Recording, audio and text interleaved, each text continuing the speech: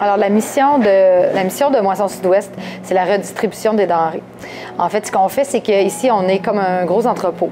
On va chercher des denrées dans les entreprises de la région, dans les épiceries aussi. Il y a des programmes qui sont faits pour ça et tout ça. On récupère les denrées et le but de Moisson Sud-Ouest, c'est de redistribuer aux organismes qui sont accrédités, donc sur le territoire, qui eux vont faire, par exemple, des dépannages alimentaires ou bien ils vont faire de la transformation alimentaire. Donc, ils vont transformer ce qu'on leur donne en plat et vont le resservir. Sinon, on aide aussi, par exemple, des maisons des jeunes et tout ça au niveau des collations, des fruits, des légumes. Donc, il y a plusieurs niveaux. Mais le but premier de Moisson Sud-Ouest, c'est redistribuer sur le territoire des denrées alimentaires pour contrer une espèce d'insécurité qu'il peut y avoir, malheureusement, là, à travers la région.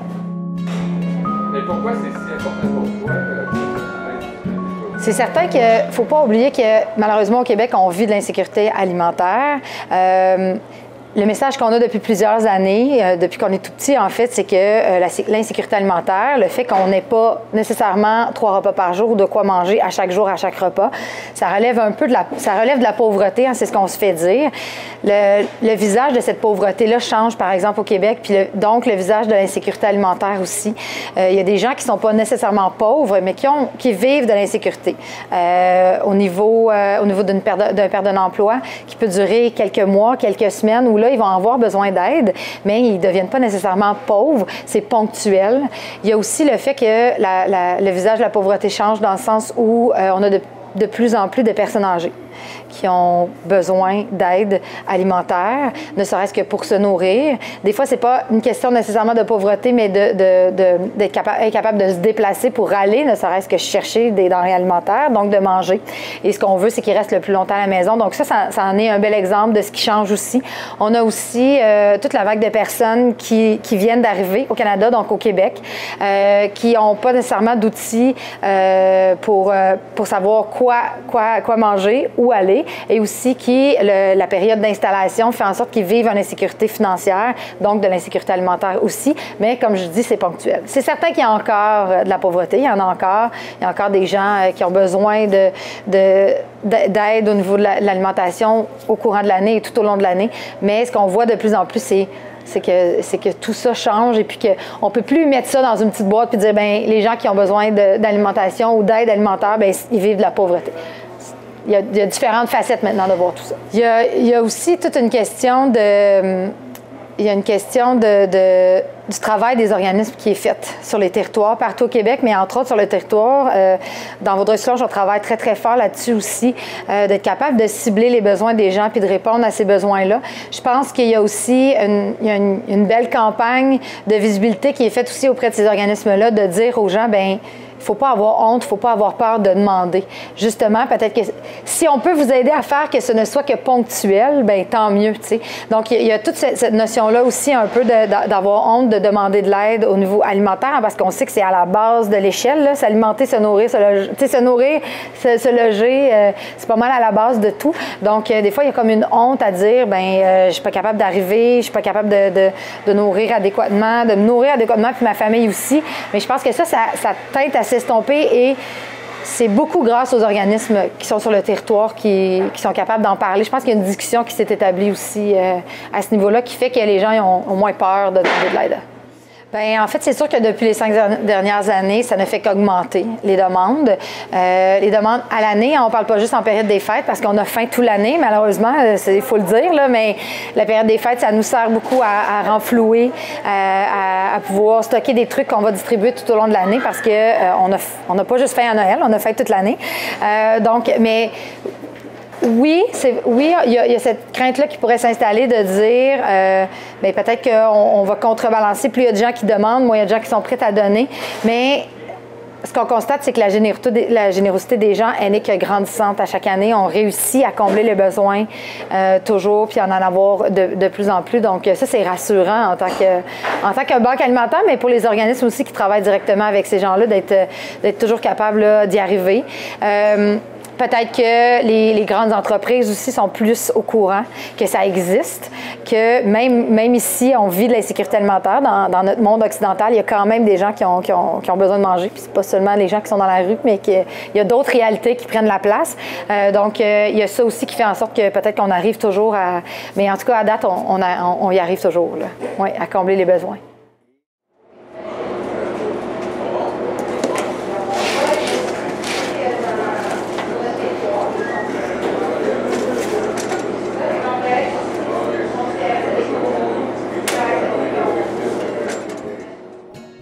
Il n'y a pas un... C'est certain que le fait qu'on parle toujours de l'insécurité alimentaire dans la période des fêtes, que c'est là qu'on est plus généreux, pour nous, c'est très, très important. C'est une période hyper importante. On va continuer à travailler dans cette période-là puis à faire des pieds et des mains pour en récolter le plus possible. Mais il ne faut pas oublier que quand on a faim toute l'année. On a faim à la rentrée scolaire. On a faim quand les comptes rentrent en janvier, février, mars, après Noël, qui est, entre autres, les 3 mois les plus importants au niveau des demandes de dépannage alimentaire. Ce sont les mois de janvier, février, mars. C'est là que les organismes en sortent le plus. Ils ont le plus de demandes. Donc, c'est certain qu'il faudrait instaurer quelque chose pour en parler toute l'année. Juste le fait que les gens soient plus ouverts à juste demander de l'aide puis à faire en sorte qu'ils vont venir tout au courant de l'année, je pense que c'est un bon pas, c'est un pas de plus, va falloir, je pense que, écoute, on est rendu loin, là, c'est vraiment un débat de société, je veux dire, dans le monde où on vit en ce moment, qu'il y a encore des gens qui ont de la misère à manger tout au long de l'année, pas juste ponctuellement, mais toujours. Il va falloir qu'on commence vraiment à réfléchir à tout ça, puis à voir, puis que les gens comprennent que c'est pas juste à Noël. Ouais.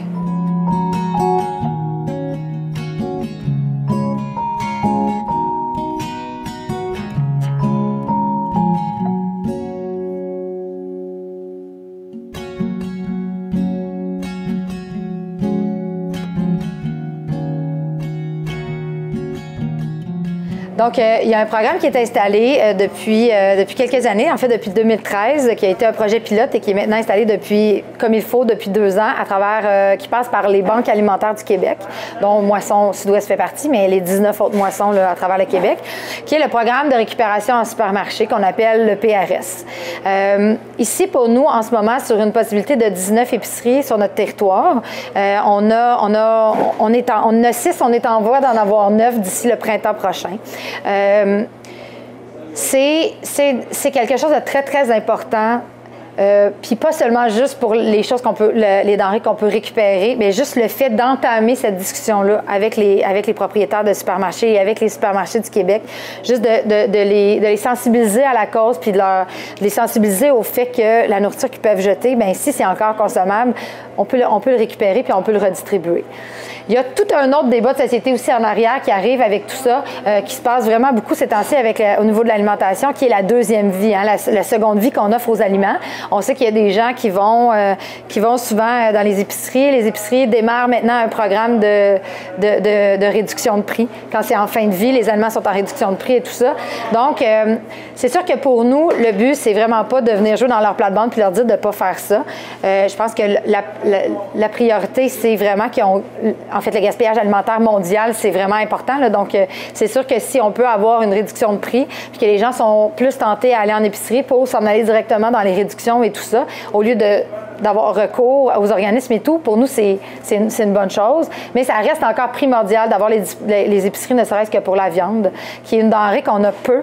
C'est moins de 5 % de ce qu'on reçoit, puis qui est une denrée nutritive et alimentaire hyper importante dans ce qu'on peut offrir et donner aux gens qui en ont besoin. Là. Donc, mais on travaille avec le PRS comme ça. On s'en va vers l'augmentation du nombre d'épiceries.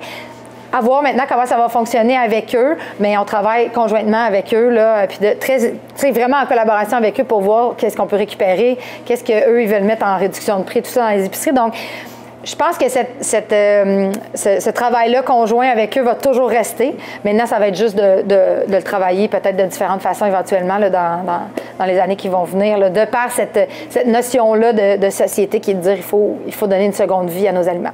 Ce qu'on fait dans cette ligne-là, nous ici en tout cas, qui est un nouveau projet de cette année, donc on est en projet pilote, ça c'est seulement Moisson Sud-Ouest, on travaille sur un projet de conditionnement de légumes et de fruits. Les légumes et les fruits, c'est les denrées qu'on sait les plus périssables. Hein? Ils arrivent ici souvent, il leur reste 2-3 jours de vie, parce que quand il leur reste 5 jours, ils sont encore en épicerie, ou sur les étalages ou dans les marchés, peu importe. Nous, ce qu'on fait, c'est qu'on récupère des fruits et des légumes qui restent 2 jours de vie peut-être. Donc, le temps qu'ils arrivent ici, qu'ils soient traités, qu'ils soient triés, qu'ils soient redistribués à l'organisme, ça peut prendre 5 jours. Donc là, on a comme un délai où on risque de perdre beaucoup, et c'est ce qui arrivait avant. Maintenant, on a un projet de conditionnement, c'est-à-dire qu'on va prendre le fruit ou le légume, puis on va simplement le conditionner. Donc, on va arrêter, on va comme mettre une pause à sa vie. Donc, il peut pas périr plus rapidement. On l'arrête. Donc, on le met, soit qu'on le fait blanchir ou bien qu'on le met sous vide et on le congèle. Donc, il y a des organismes qui travaillent avec nous. On ne fait pas ça ici, là, chez Moisson Sud-Ouest. On n'a pas de cuisine. Des organismes qui font déjà de la transformation avec nous, qui ont été intéressés par le projet et qui travaillent quelques heures semaine pour Moisson Sud-Ouest. Donc, ils vont transformer, ils vont conditionner les légumes ou les fruits, ils vont les mettre sous vide, puis ils vont nous retourner. On va reprendre les choses et nous, ce qu'on fait, c'est qu'on les congèle et à ce moment-là, ça va nous permettre de pouvoir distribuer des fruits et des légumes. En ce moment, au moment où on se parle, où on en est, on va pouvoir distribuer des fruits et des légumes jusqu'en février. Donc, c'est sûr que le fruit n'est pas entier.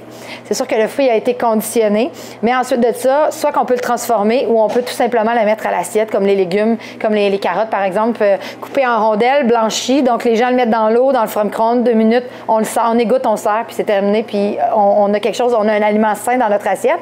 Donc, on s'en va vers ça. On tente, nous aussi, de notre côté, d'avoir une empreinte qui est probablement plus durable, là, d'être un peu dans ce mouvement-là, puis d'essayer de faire des trucs pour pouvoir garder ces aliments-là plus longtemps, puis les redistribuer au lieu de les jeter puis de les perdre.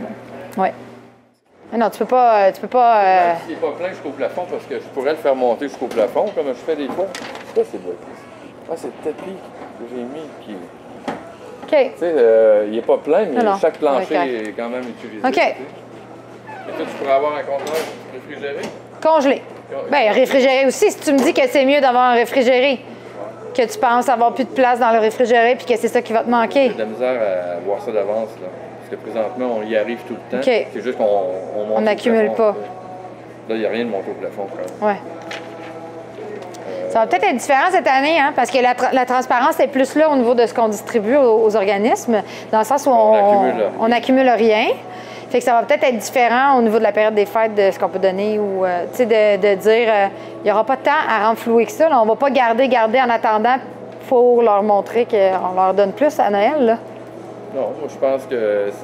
Le but, c'est vraiment de lisser la distribution puis de s'assurer que ça soit à l'année, là. Puis de se préparer pour les 42 qui rentrent dès le 3, là. C'est ça, exactement. Le 4, en fait. Oui. Fait que demain, ces boîtes-là, il faudrait quasiment les charger tout de suite pour... Oui, tu pourrais demander à tes gars, là. J'en ai besoin de 70 demain qui partent à l'école secondaire à la Cité des Jeunes. Ils ont compté déjà. OK. Ça s'en va à la Cité demain matin. Puis moi, je vais être là. 2h10.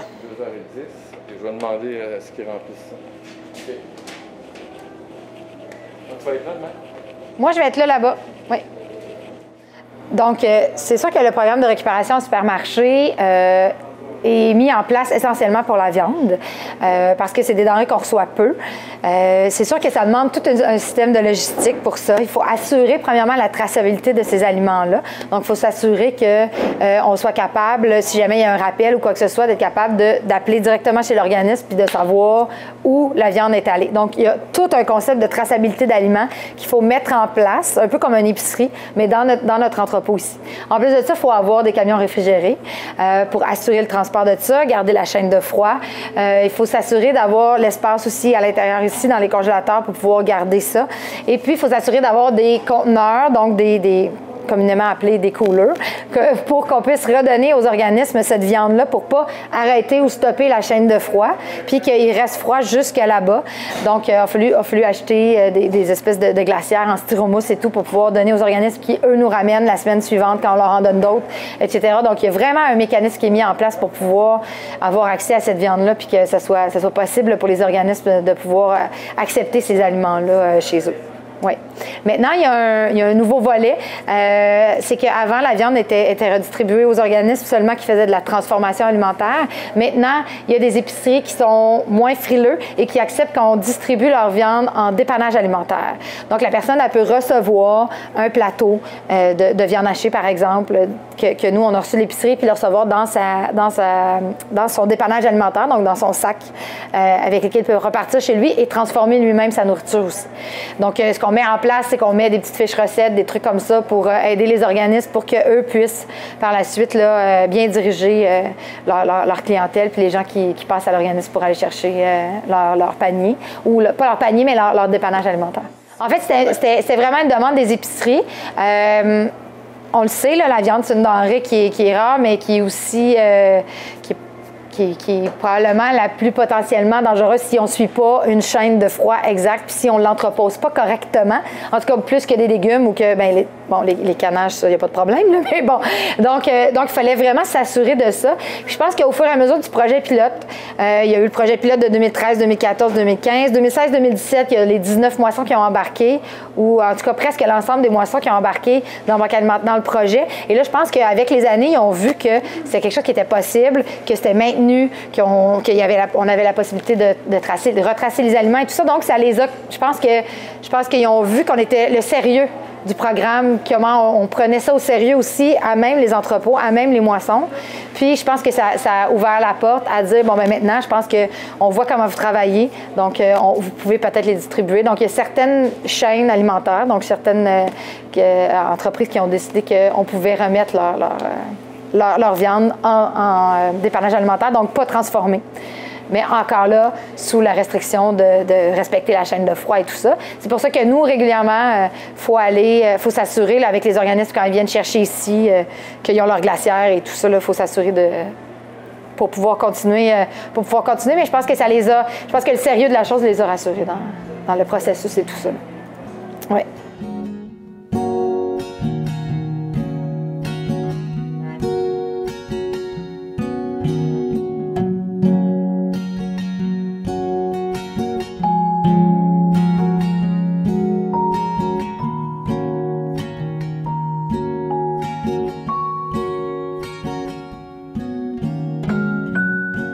C'est certain qu'ici, on a besoin de bénévoles à l'année. Dans la période des fêtes, on a un gros boom. En fait, vous pouvez voir derrière moi, on a des boîtes là, qui sont emballées. Donc, chez nous, c'est déjà Noël. Ça, c'est les boîtes qu'on va distribuer lors de la grande collecte. Donc, c'est sûr qu'on a beaucoup de denrées qui vont rentrer aussi dans la période des fêtes. Hein. C'est la période où les entreprises sont le plus généreux et tout ça. Donc, on reçoit beaucoup plus.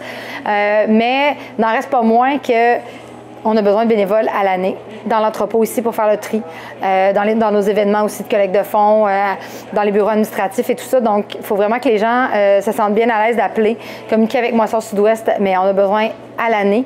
L'entrepôt, c'est ouvert toujours, en fait. Donc, il ne faut pas oublier qu'on a d'autres moments dans l'année où on a des booms. À l'automne, on a toute la viande de chasseurs qui rentre. Au printemps, on a les pâtes qui arrivent. On a une grosse campagne de pâtes. Aussi, il ne faut pas oublier que fin de l'été, début de l'automne, c'est la rentrée scolaire. Donc là, on travaille beaucoup avec les écoles, avec les maisons des jeunes pour s'assurer que la rentrée scolaire se fait bien au niveau de l'alimentation, les lunchs, les collations avec les services de garde et tout ça. Donc, on travaille là-dessus aussi. Il y a plein de projets qui s'en viennent pour la prochaine rentrée scolaire. Je ne peux pas vous en parler malheureusement aujourd'hui, mais il y a plein de choses qui s'en viennent, donc on va vous tenir au courant. Mais donc, à l'année, on a besoin de bénévoles toujours dans l'entrepôt pour le tri des denrées et tout ça. Puis c'est un environnement qui est de travail physique, mais je pense que c'est intéressant d'être bénévole. C'est intéressant d'être bénévole puis de travailler quelque chose de concret, puis bien faire du tri de denrées. On travaille vraiment directement avec les denrées, puis on les redistribue directement. Fait qu'il y a quelque chose de grisant, il y a quelque chose d'agréable de savoir que de prendre la denrée puis de la remettre dans les mains de l'organisme qui en a vraiment besoin. Donc, ouais. C'est sûr que c'est difficile de concevoir. Tu sais, nous, on travaille à tous les jours, quotidiennement, avec des gens, avec des organismes qui desservent des gens, parce que c'est pas nous qui travaillons directement avec les gens qui ont besoin, qui vivent de l'insécurité, mais on travaille avec ces organismes-là. Puis, je pense que la frustration vient surtout de ces organismes-là qui ont peu de subventions, peu de moyens pour arriver à réduire l'insécurité alimentaire dans leur coin, à réussir à subvenir aux besoins de ces gens-là. Nous, on travaille plus au niveau de l'accumulation des denrées puis de la redistribution de ces denrées-là. Mais ça n'en reste pas moins que tout ce beau monde-là, on travaille vraiment au niveau d'un débat de société qui est inimaginable au Québec, de dire qu'il y a des gens qui ont encore faim. Puis, on ne s'en sortira pas. Là. Il y a les personnes âgées, il y a les nouveaux résidents, il y a les familles de plus en plus, il y a les pertes d'emploi qui arrivent et tout ça. Donc, c'est au quotidien, c'est à tous les jours. Puis, on en parle peu, on n'en parle pas. Comme si on se disait que parce qu'on était dans un monde occidental puis qu'on n'était pas du tiers-monde, il n'y avait pas personne qui avait faim, mais c'est pas vrai.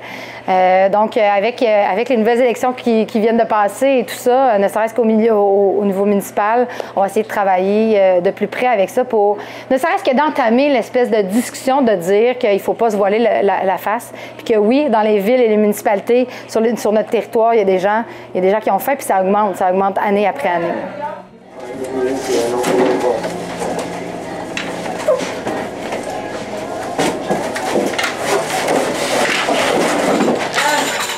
Donc aujourd'hui, on a des bénévoles qui sont là, du centre du Carrefour Jeunesse Emploi, qui sont là pour nous aider à envelopper nos boîtes qui vont servir pour la grande collecte, donc qui vont être disposées un peu partout sur les 3 territoires, les 3 MRC.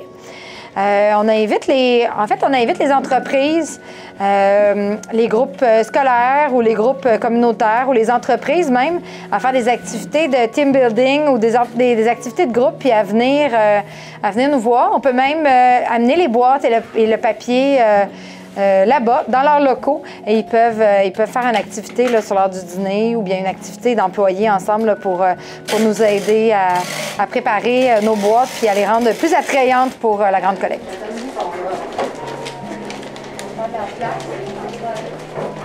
Est-ce qu'on les met à la même place que la dernière fois? Dans les boîtes qui sont emballées, cette année, on met en place une grande collecte, plus au niveau des écoles.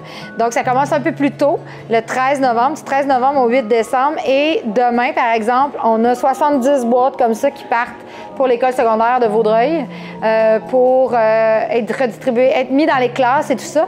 Puis, ils vont récupérer des denrées jusqu'au 8 décembre. Et le 8 décembre, on va faire une immense chaîne humaine, puis on va récupérer toutes les boîtes. Puis, pendant ce temps-là, eux, à chaque fois qu'il y a une boîte de pleine, ils le mettent dans le jardin central à l'école. Puis ils font comme un sapin de Noël. En fait, ils accumulent les boîtes comme un sapin de Noël. Puis le 8 décembre, on va aller ramasser ça. Donc ça, c'est un bel exemple de ce que les gens peuvent faire, mais aussi de la générosité là, des jeunes là, de la région et tout ça. Donc eux autres, ils embarquent avec nous là-dedans cette année. Fait que voilà. Alors les boîtes partent demain pour la redistribution là, à l'école Cité des Jeunes à Vaudreuil.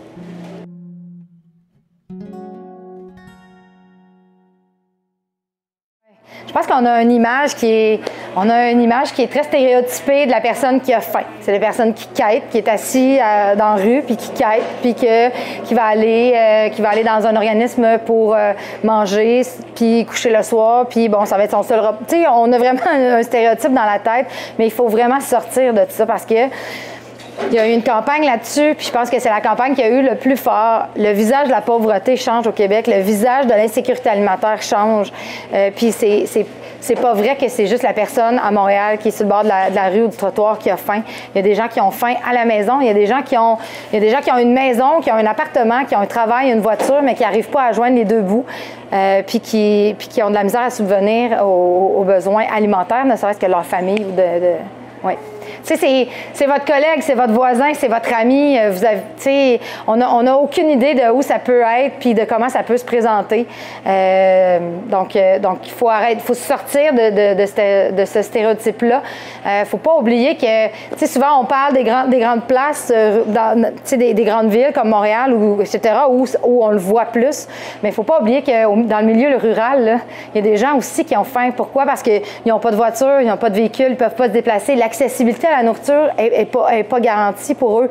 Fait que, tu sais, faudrait changer toute cette mentalité-là de dire que c'est pas parce qu'on est pauvre qu'on a... C'est ça. Que c'est pas parce qu'on n'est pas pauvre qu'on n'a pas faim. Voilà. En fait, il y a ce qui s'en vient présentement pour Moisson Sud-Ouest, parce qu'on a un gros mois de novembre et décembre. On a la grande collecte, qui est, bon, avec les boîtes, justement, qu'on va distribuer un peu partout, dans les commerces de la région, dans Vaudreuil-Soulanges, un peu partout. Il va y avoir des boîtes comme ça qui vont être disposées où les gens vont pouvoir laisser des denrées bien importantes, non périssables, hein, parce que c'est pas ramassé à tous les jours, donc c'est important de le dire. Donc, de donner des denrées non périssables pour les gens, que ce soit des produits d'hygiène, de la nourriture, etc. Mais on va être là pour récolter tout ça. Et il y a aussi, ça va se passer entre le 27 novembre et le 24 décembre. Donc, partout à travers le territoire. Pensez-y, il va l'avoir dans les épiceries aussi parce que c'est là le milieu le plus plausible où on va laisser des denrées, mais il y en aura un peu partout aussi. Puis, si vous n'avez pas de denrées, plus il y a de boîtes, mieux je me porte parce que je pense que le message est là. Tu sais, si je vais à un endroit où je ne vais pas penser nécessairement d'amener une denrée, mais que je vois une boîte de récupération de denrées, bien, ça va peut-être me faire penser que c'est vrai, quand je vais aller faire mon épicerie, il fallait que je le laisse, ou quand je vais aller là, il le ramasse. Ou, tu sais, juste de dire qu'on y pense, que c'est important de le faire, pour moi, ça, c'est primordial. Donc, ça va se dérouler fin novembre, fin décembre, tout le long, là, on va récupérer partout dans le territoire. Vous allez voir notre camion qui va se promener, puis nos boîtes qui vont être là. Sinon, bien évidemment, l'événement de l'hiver, la grande guignolée des médias, qui va se dérouler sur le territoire partout, bien en fait partout au Québec, parce que c'est la même journée, mais sur notre territoire, jeudi le 7 décembre. Donc, il va y avoir des points de chute un peu partout. Visitez le site Internet de Moisson Sud-Ouest. On cherche des bénévoles pour ces deux événements-là aussi, pour emballer des boîtes, mais pour être sur les coins de rue aussi, ramasser des sous, ramasser des denrées lors de la guignolée des médias. Très important, vous avez juste à aller sur le site de Moisson Sud-Ouest, vous nous appelez, vous nous laissez un petit message pour nous dire que vous êtes intéressés, puis c'est certain que vous allez avoir de nos nouvelles. C'est probablement le plus gros événement de l'année. L'année passée, la grande guignolée des médias nous a permis de ramasser près de 90 000 $ en une journée.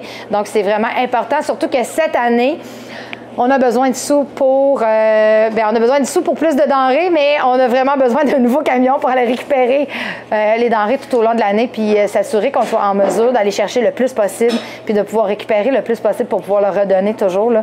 Donc, important cette année là, de vraiment être généreux lors de cette journée-là. Là. Pour nous, c'est vraiment essentiel. On couvre beaucoup de territoires. On a du rural, on a des villes avec Vaudreuil, on couvre le Haut-Saint-Laurent, la MRC de Beauharnois-Salaberry, Vaudreuil-Soulanges et tout. Donc, on a un gros territoire à couvrir, donc soyez généreux. Oui.